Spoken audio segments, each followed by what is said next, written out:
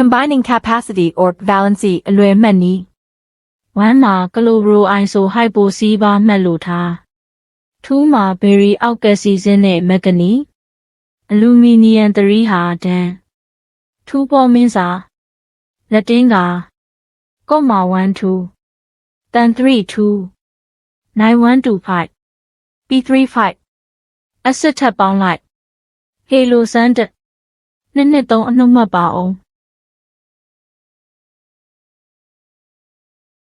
Combining capacity or valency အလွယ်မှတ်နည်း1မှာကလိုဘရိုအိုင်ဆိုဟိုက်ပိုစီးပါမှတ်လို့ထား2မှာဘယ်ရီအောက်ကက်ဆီဇင်းနဲ့မက်ဂနီ